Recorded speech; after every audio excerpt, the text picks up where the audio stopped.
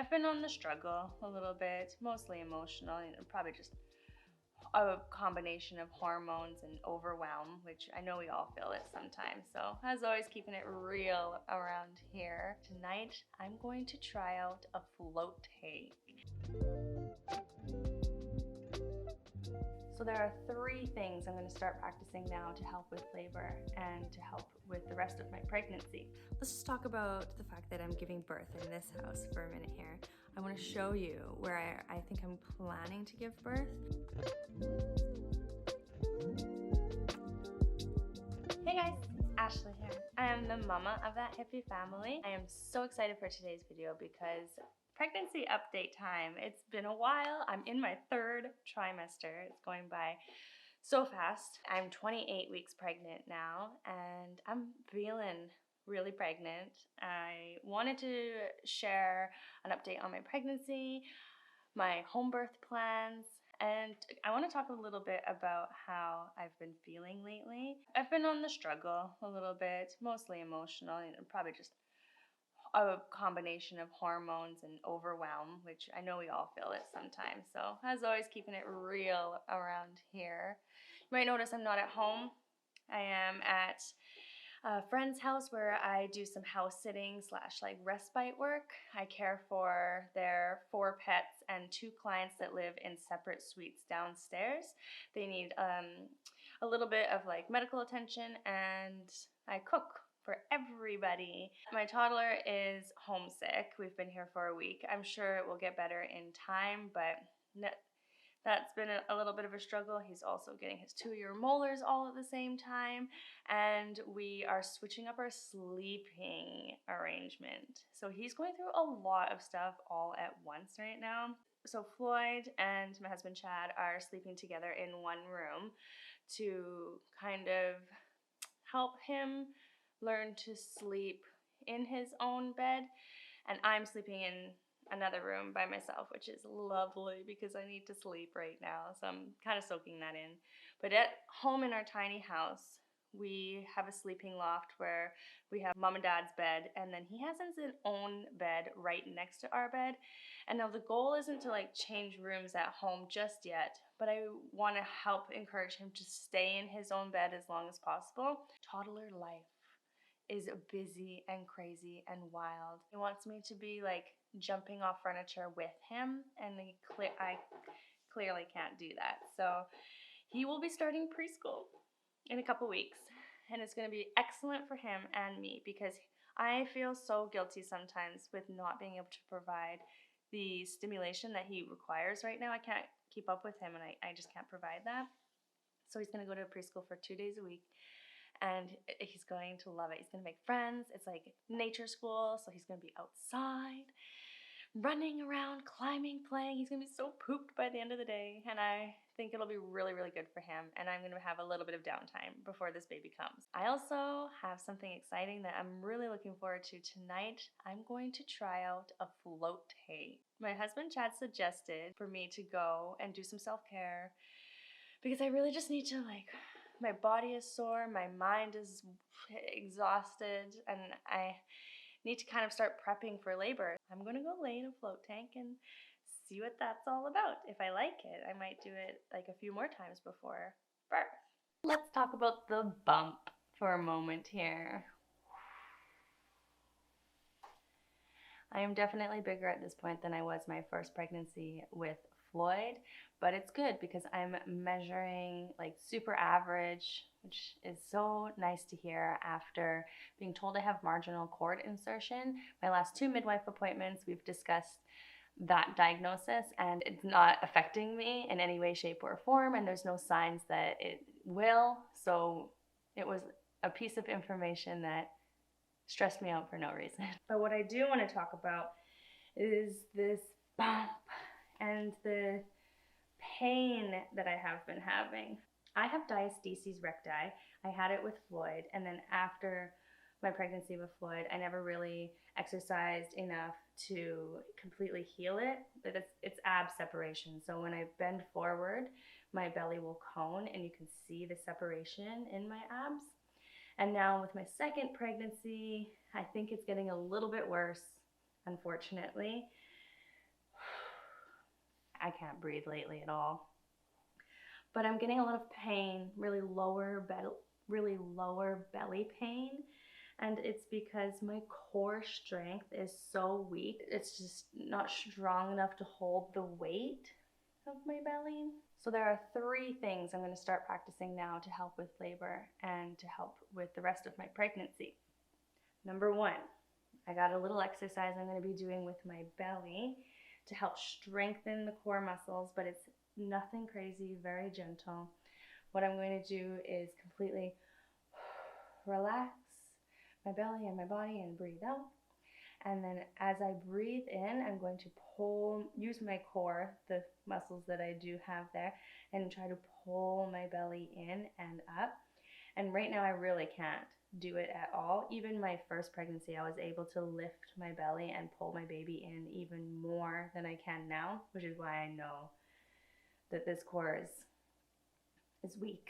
So I just breathe out and then breathe in.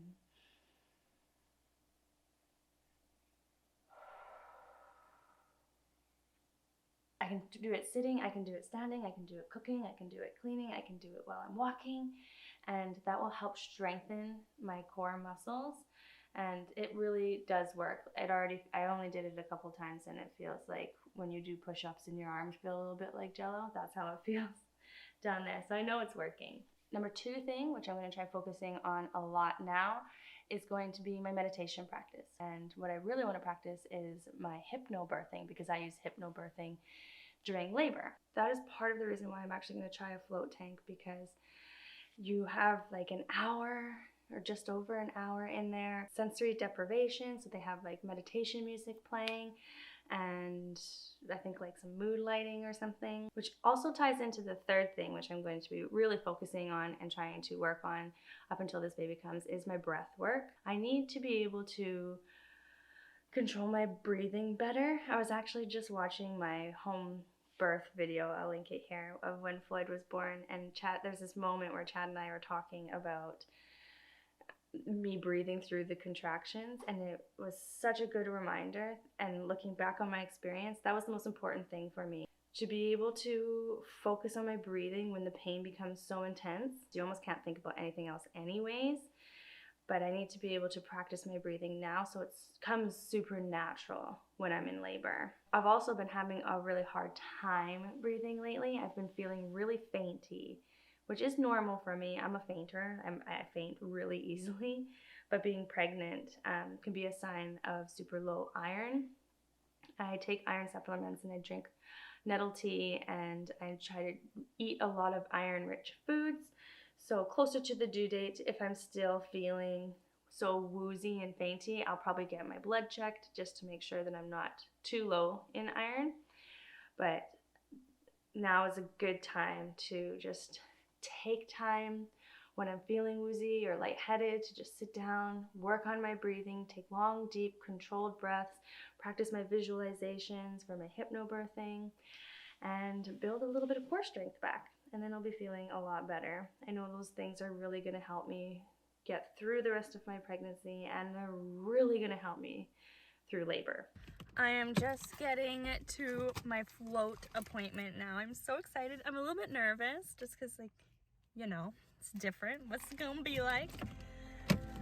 But I'm gonna take you guys with me.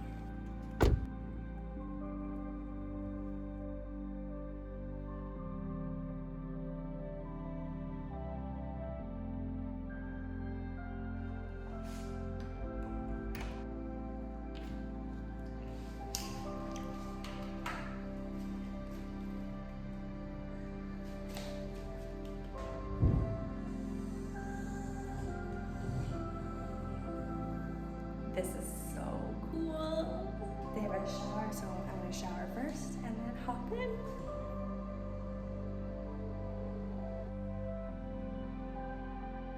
That was an experience in itself completely. I wanted to kind of tell you a little bit about what it was like, because it was just like so different for me. I'm not like a huge swimmer, so I always have this like little bit of hesitancy in water.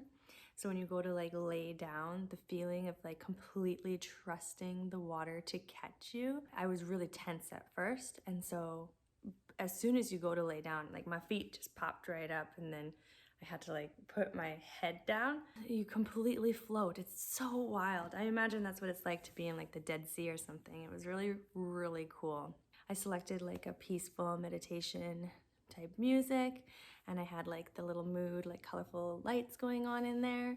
With the earplugs in, the water does go around your face pretty much like this, so your ears are under the water, and you can still hear the music, but it's like subdued.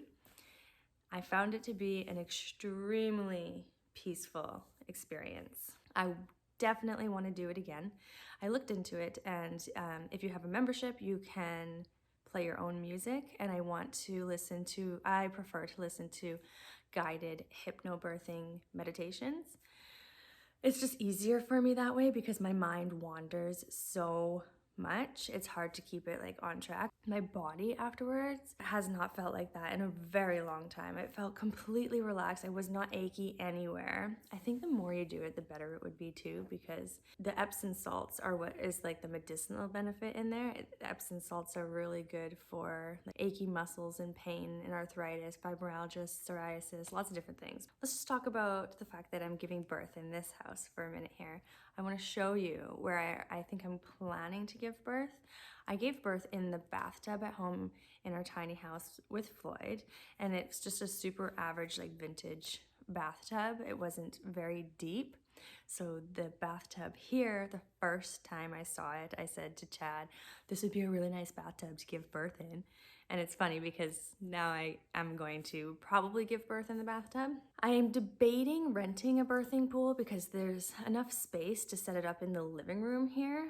And there will be more people involved in this birth than the first one, because there will be Chad, myself, my midwife. I want a videographer involved because it's too hard for me and Chad to film during that process, and setting up tripods isn't like, you know, the experience that I want to go through. I want it to be more intimate. And then I also want Floyd to be there if he wants to. I have heard from friends who have witnessed siblings being born and done a little bit of reading myself, and they do say that when children are involved in the birth process, they have a much better understanding of where baby comes from. There's like a special bond. Being in the birthing room is always such an intimate and special experience. They understand more like that baby came from mommy, like, you know, it wasn't a stork, which means that there has to be somebody who can care for him if he doesn't want to be there and he wants to go play or go do something else, which is totally fine. I'm not going to force him to do anything that he doesn't want to do. I'm just inviting him if he so wishes to be there. And then there will be another midwife. So that's at least like 6 people. My videographer, I think, is going to be a girlfriend of mine who will also kind of be in charge of Floyd. So we'll see how that goes. But there's enough people there that it should work out just fine. Hence why I'm also giving birth this time in a larger home than the tiny house. There's just going to be more space required this time and more people involved. And then we are going to be staying in this house for a few days before and after the birth.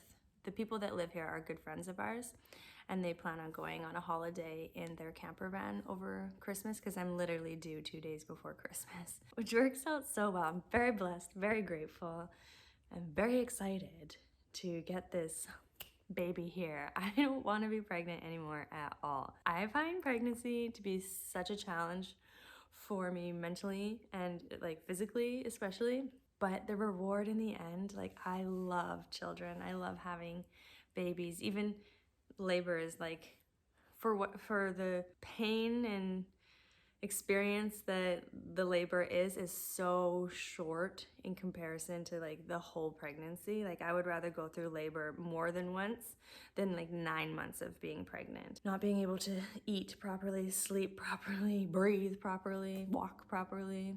Okay, I'm not complaining. Drop a comment in the comment section below. What's your guess? Will I be on my due date, December 23rd, or will I be early or late? Well, I'm gonna let you guys go for today. Let me know what kind of videos you wanna see. Do you wanna see more about the pregnancy? Do you wanna see more day in mine and Floyd's life? Do you wanna see us eat, what we eat more of? I hope that you have a great rest of your day. We'll have a great rest of our day. Floyd's sleeping, so I'm gonna go get some work done. And I'll see you in the next video.